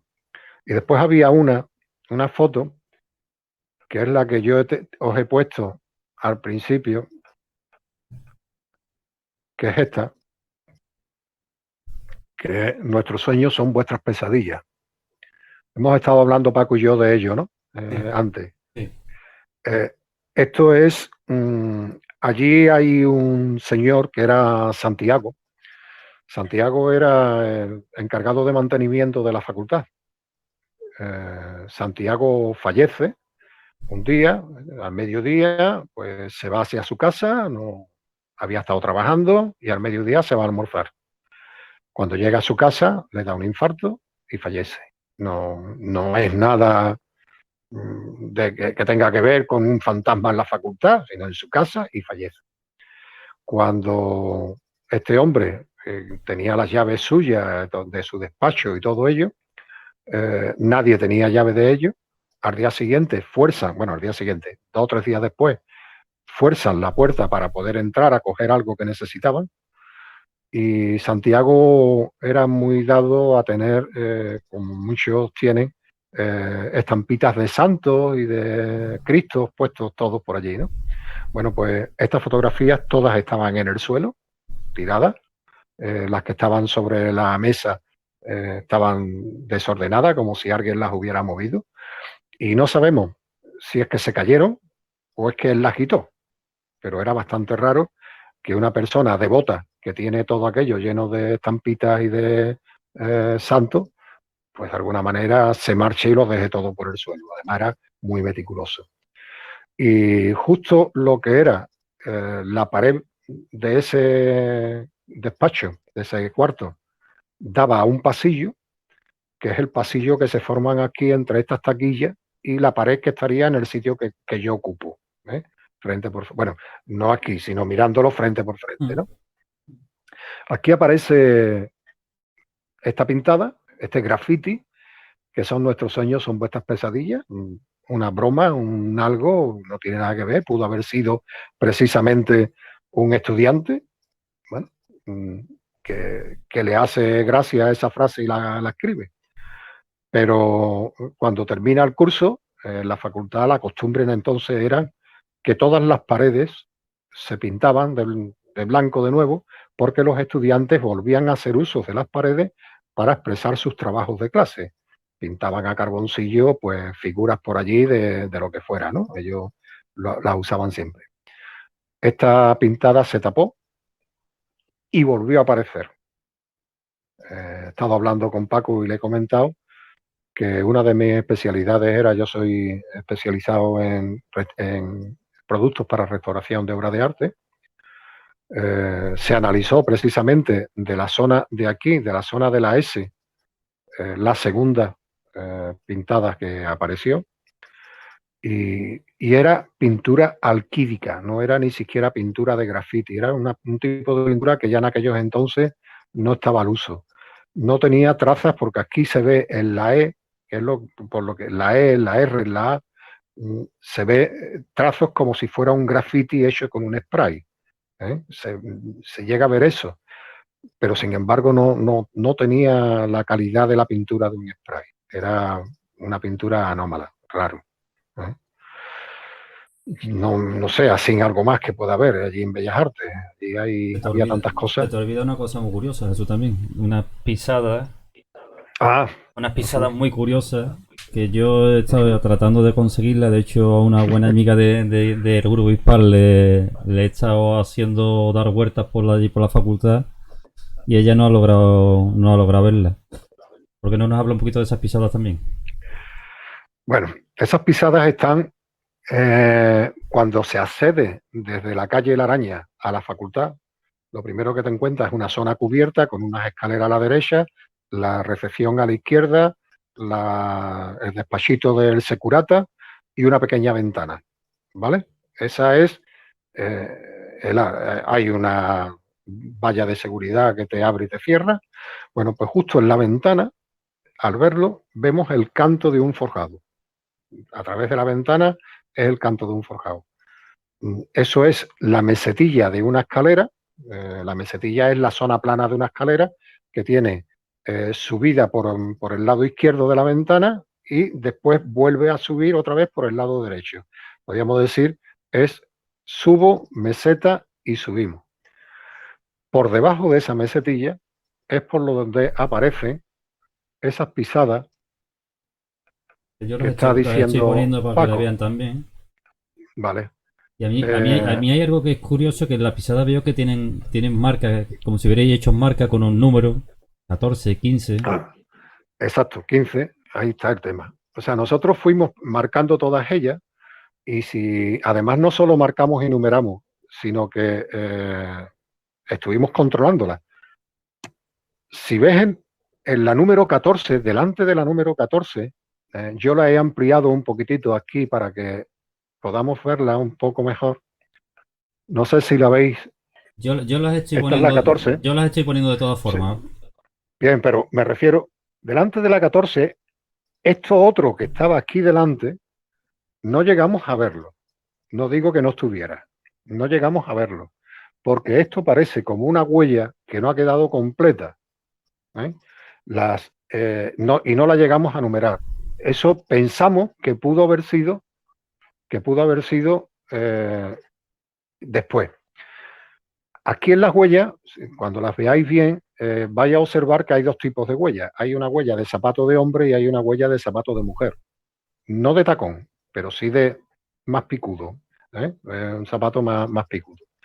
Y había, me parece que eran 18 huellas las que había. El número 15 la tenemos ahí. Todas estaban numeradas desde un lado hasta otro. Yo le he mandado a Paco una fotografía que daba muy poca calidad y después hemos buscado, y estas son hechas por Miguel Ángel del Puerto, que estaba precisamente allí, y en la colección de fotografías que él me manda, pues las he buscado y estaban ahí. Son 4 fotografías y tienen la normalidad de que la huella no está embebida en el hormigón, sino es al revés, está sobresaliendo. Yo como aparejador te digo que esto es imposible de hacerlo. Tenemos una solución, vamos a hacerla, vamos a conseguirla. Bien, como yo quiero hacerla, yo cojo una plancha de Porespán, la coloco encima del encofrado del hormigón y vierto el hormigón encima. Pero para que salga la huella, lo que hago es que yo piso en el Porespán, me queda la huella mía marcada y cuando relleno de hormigón, quito el Porespán, se me queda. No hay otra. O esa o una capa de arena.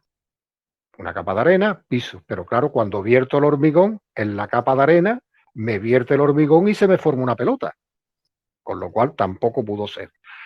El hecho de que se haga un encofrado de madera y se le coloque una capa de Porespán para hacer esto y conseguir esto, pues no le veo lógica.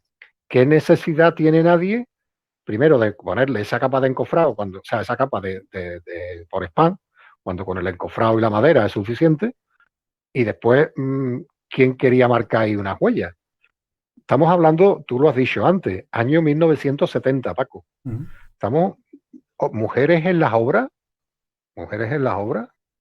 no había. Las primeras mujeres que empiezan a ir a la carrera de aparejador y arquitectura, estamos hablando de los años 70, principios 70, 71, curso que yo empecé a estudiar mi carrera. Y hasta el 75 por lo menos no empiezan a salir las mujeres con título. Y ninguna van por las obras, todas se quedan en estudio.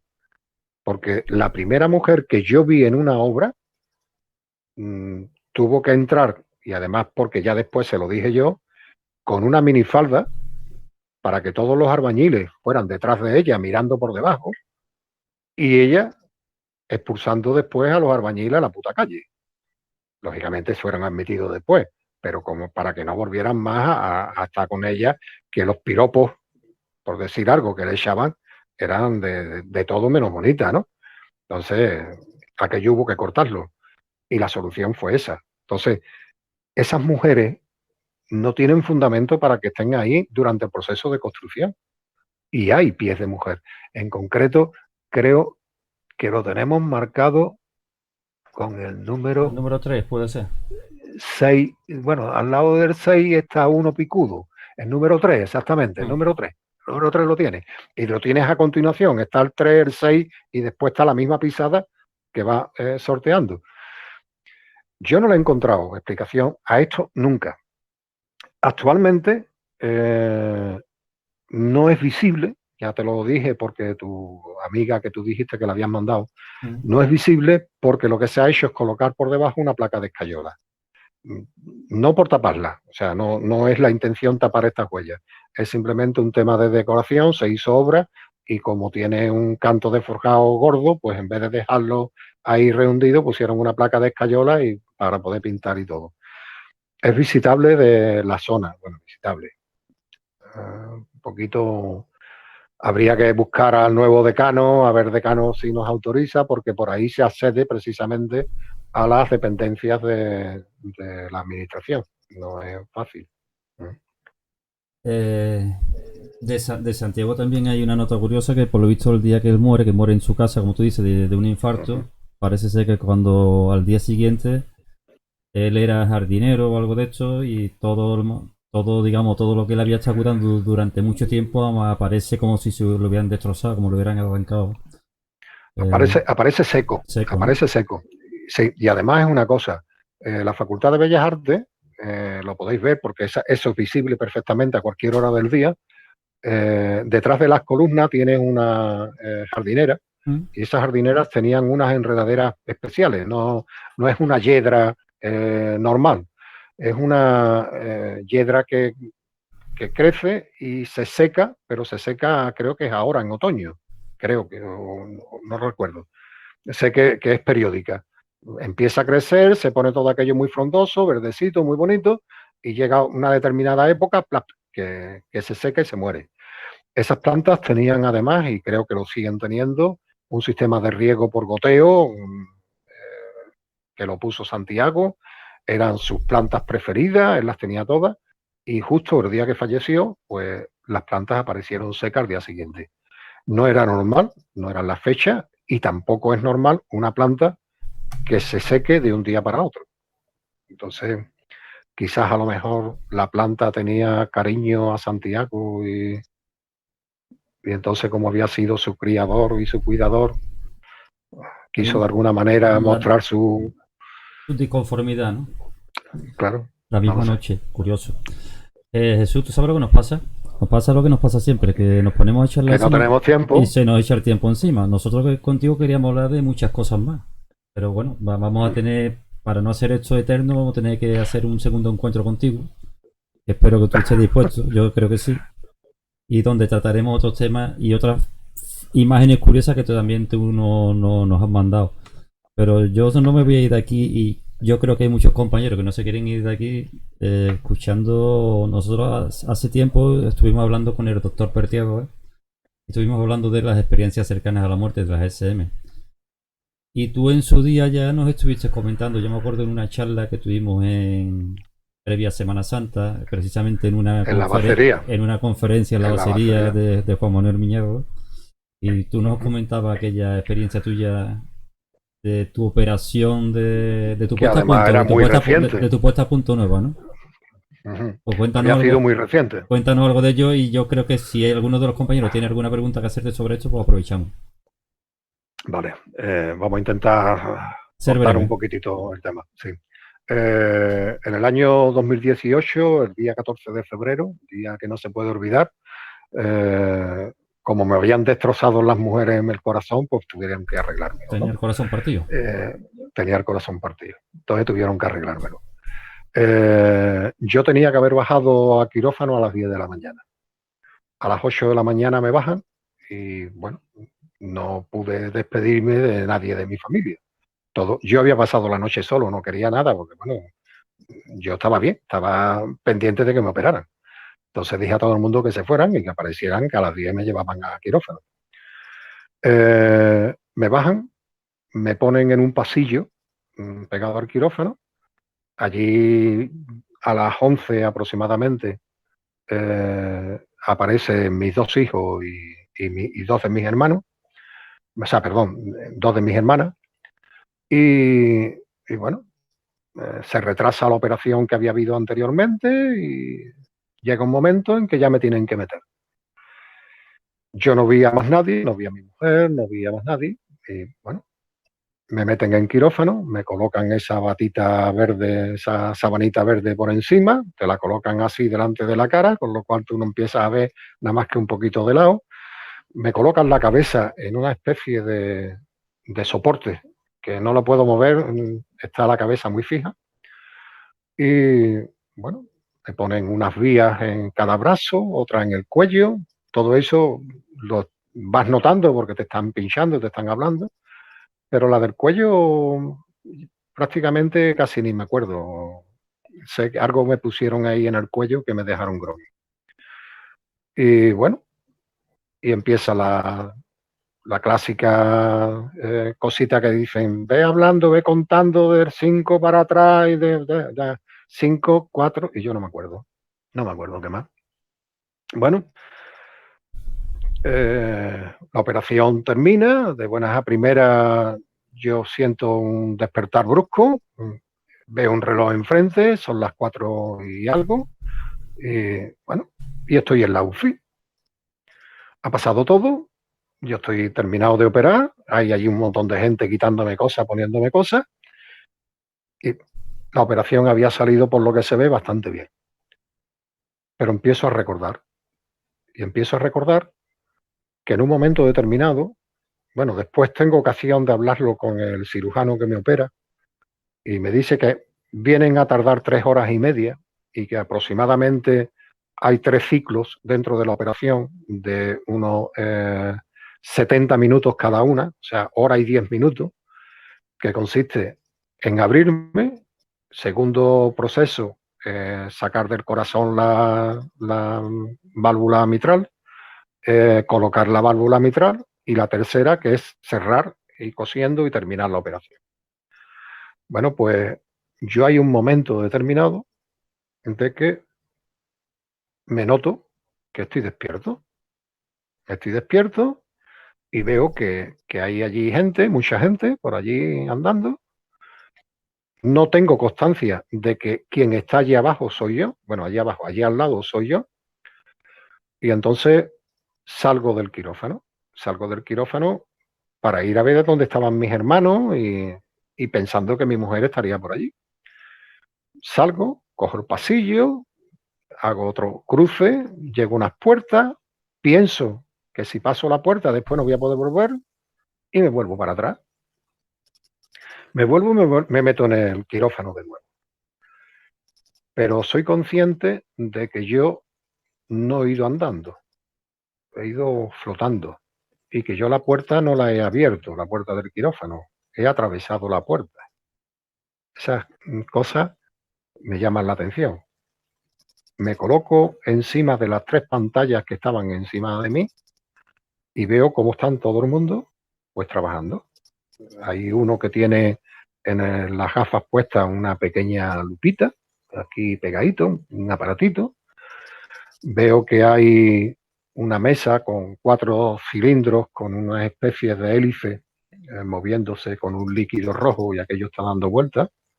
Ese líquido rojo pues pasa por una cañería, unas tuberías, y se meten precisamente en la vena mía de aquí.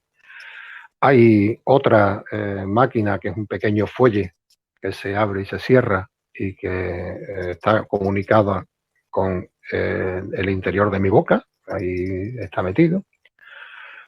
Y bueno, yo me veo que soy yo el que estoy allí. Hay en el rincón que se forma precisamente de las 2 paredes y el techo, en ese ángulo de ahí, veo que hay un pequeño agujero en el cual las paredes son de color gris, yo diría gris perro, ¿no? Ese color del perro gris que no tiene, es todo uniforme, no el que tiene manchas, sino ese tono, notaría casi como un pequeño gotelé en gris que me da relieve pero no me da tonalidad, es simplemente un tono muy uniforme. Al fondo una luz dorada que la puedes ver tranquilamente, no te molesta en absoluto. Yo tengo un problema, que es que del oído izquierdo, acostumbrado a los viajes y todo ello, como los coches no tenían aire acondicionado y viajar con la ventanilla abierta, pues eso me ha producido pérdida de audición, además bastante grande. A mí la música, para mí, digo que es un ruido armonioso. Bueno, pues yo escuchaba perfectamente las conversaciones de las personas que estaban allí, pero es que al entrar en ese agujero, que digo yo, sonaba un sonido melodioso, un sonido armonioso, no era un ruido, ya era sonido. Me encontré con una serie de personas Entre las primeras que vi, pues había gente conocida y gente que no conocía. Pero los primeros que vi fueron a mis padres, que habían fallecido los dos. Y yo no tuve que hablar nada con ellos. Yo simplemente los miré, me sonrieron, les sonreí. Bueno, avancé un poco más y vi a mis abuelos. Yo no he llegado a conocer a mi abuelo paterno, pero después con el tiempo conseguí una fotografía de mi abuelo y sé que él era mi abuelo antes de haber visto la foto. De hecho, cuando me dieron la foto dije, ese es mi abuelo. O sea, lo había visto.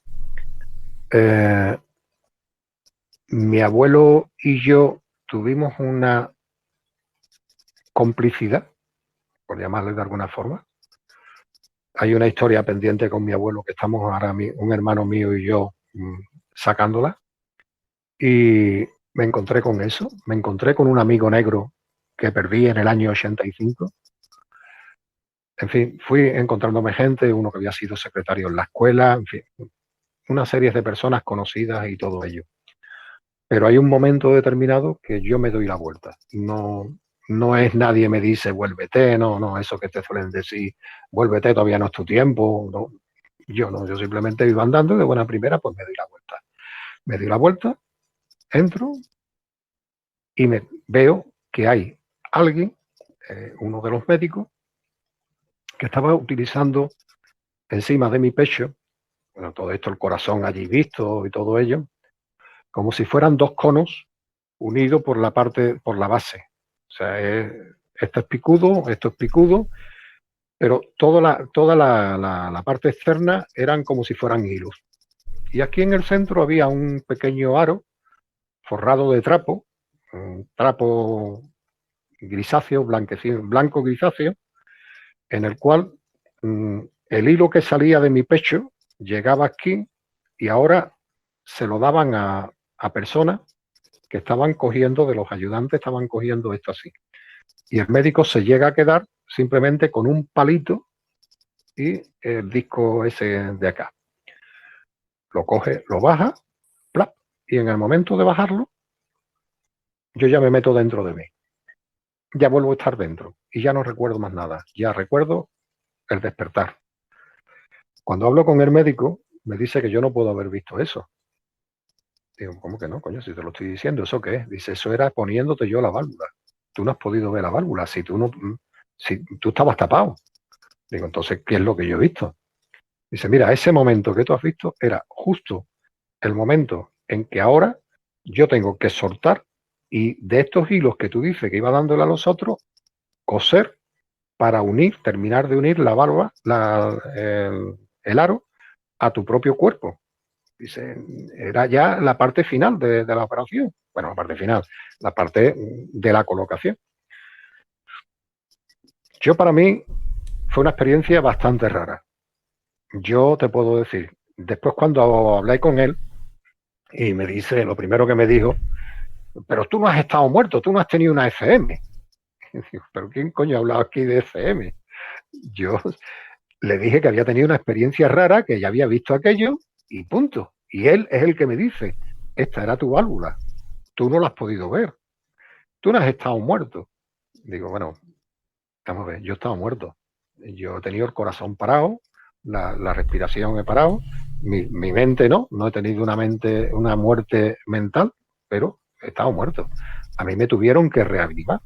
Entonces, de alguna manera, esa experiencia cercana a la muerte que Juanma me preguntaba antes, que si había vida después de, pues no lo sé si hay vida después de, pero por lo menos yo te puedo decir que he visto algo que no es normal. No es normal que yo me vea a mí mismo, que no esté delante de un espejo, por supuesto. Entonces, es posible que haya algo, es posible, pero quizás ese alma mía es la que yo decía. Los egipcios dicen que el cuerpo tenía tres partes, ¿no? Lo que era el Ka, el Ra y el Pa, me parece que era, ¿no? Uno era la parte de la forma de ser, el carácter y todo ello, que esa variaba con cada uno.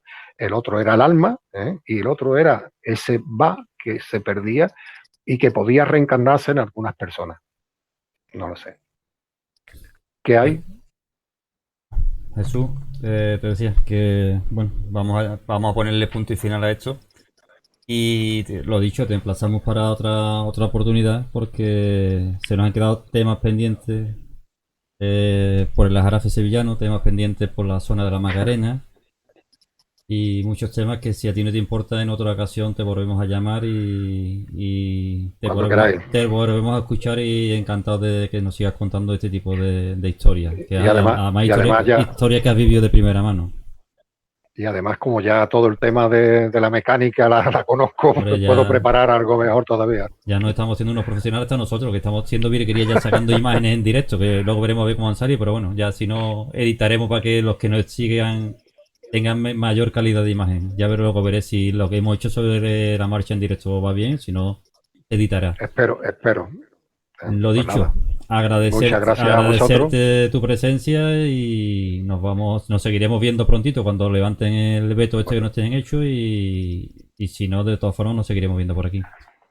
y como dicen, un abrazo virtual, ¿no? De momento. Abrazos virtuales. ¿Vale? Y ya a ver cuándo nos los podemos dar en persona. Pues muy bien. Venga. Muchísimas gracias, Jesús. Gracias, Jesús. Muchas gracias, Gracias a Jesús. Un vosotros. beso.